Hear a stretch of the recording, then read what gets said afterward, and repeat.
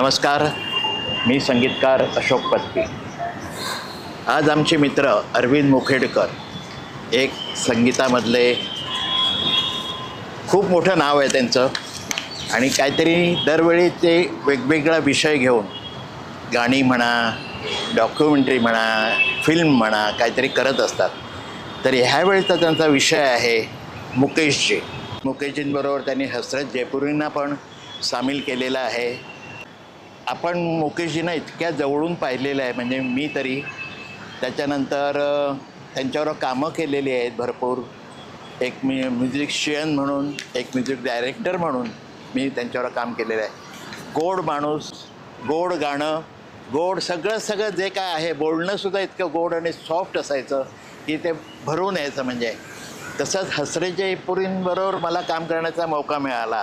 एक मद्रासहून सत्यम म्हणून एक म्युझिक डायरेक्टर आला होता। मला फोन आला, माझी ओळख नाही, पाळख नाही, काय नाही। तर अशोक जी, हाँ ये आपका नंबर है ना? म्हटलं हाँ। कौन बोल रहा है? सत्यम, मद्रास से।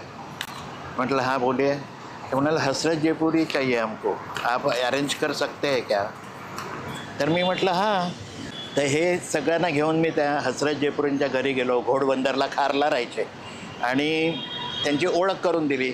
तर असं म्हणजे हसरत जयपुरीबरोबर सुद्धा माझा एवढी ओळख होती।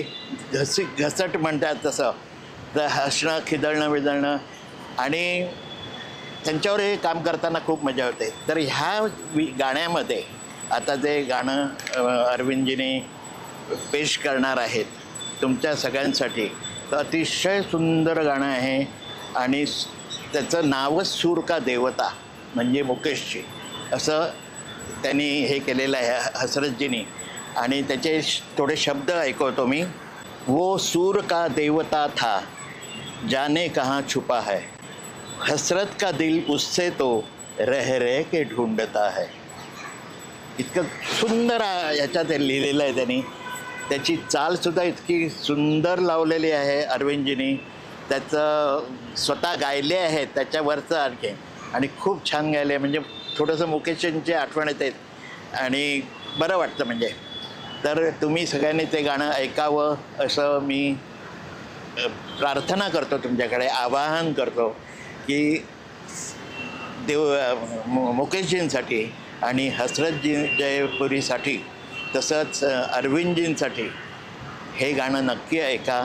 आणि आपल्या मित्रमैत्रिणींना पण सांगा, तर नक्की ऐका तुम्ही, तुम्हाला खूप मजा येईल।